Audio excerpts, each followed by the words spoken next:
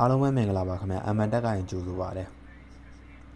ကျွန်တော်မိတ်ဆွေတွေအတွက် Japan Region TikTok account ဖွင့်ပြီးအလွယ်တကူဖွင့်ပြီးကိုကျွန်တော်ဖော်ပြပေးတော့မှာဖြစ်ပါတယ်ခင်ဗျာကျွန်တော်မိတ်ဆွေတွေအနေနဲ့ Gmail တစ်ကောင်တော့ရှိရမယ်เนาะအဲ့ဒီ Gmail က TikTok မဖွင့်ဘူးတဲ့ Gmail ဖြစ်ရမယ်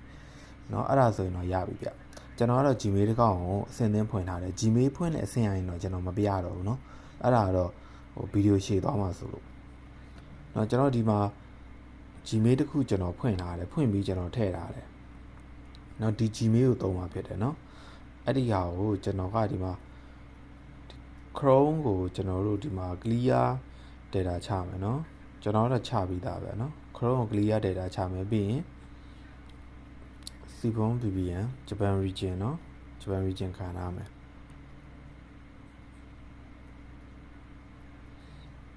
ဒါကဟို VPN က permission download ပေးတာနော်အကောင့်ဖွင့်တာလည်းမဆိုင်ဘူးနော်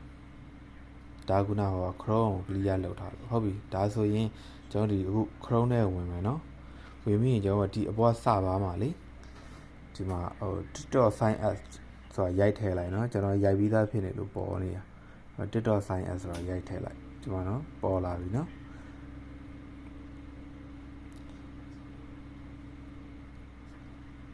နော်နောင်းလေးကိုနှိပ်ပေးမယ်နော်မဟုတ်ရင်သူက app ထဲကိုဝင်သွားမှာဆိုလို့မိတ်ဆွေဒီနေရာမှာသတိထားမှာဒီ Chrome ထဲမှာပဲဖွင့်ရမှာเนาะအဲ TikTok Live app ထဲမှာသွားဖွင့်ရင်အဲ့ဒီဖုန်းရဲ့ ID ပေါ့เนาะ ID ကပေးတဲ့အကောင့်ပဲရမှာเนาะကျွန်တော်ကဒီ Chrome browser ထဲမှာအရင်ဖွင့်ရမှာเนาะဒီလိုအခြေအနေเนาะဒီ login ကိုမနှိပ်ကြအောင်เนาะဒီ sign up ဆိုတဲ့ဟာကိုနှိပ်ပြီးတော့မှဒီလိုအခြေအနေမှာကျွန်တော်ကဒီ Google account နဲ့ဖွင့်မှာဆိုတော့ continue with Google ဆိုတော့နှိပ်လိုက်မယ်เนาะလိုက်နှိပ်ပြီးကျွန်တော်တို့သုံးမဲ့ Gmail ကိုရွေးလိုက်မယ်ရွေးပြီးတော့ continue ကိုထပ်နှိပ်မယ်နော်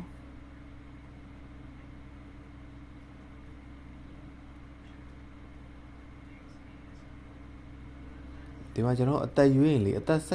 18ကျော်မှအဆင်ပြေမယ်နော်အသက်18နှစ်မပြည့်ရင်အဲ့ဒါအဆင်မပြေဘူးအဲကျွန်တော် monetization ရှောက်တဲ့နေရာမှာပဲဖြစ်ဖြစ်ဒီ TikTok Live သုံးတဲ့နေရာမှာပဲဖြစ်ဖြစ်အဲ့ဒါအကန့်အသတ်ချက်တွေရှိတယ်နော်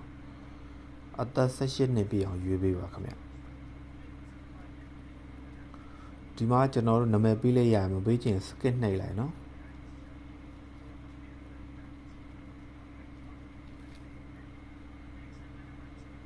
ဒါဆိုကျွန်တော်ရသွားပြီเนาะ profile ထဲကိုဝင်ကြည့်လိုက်မယ်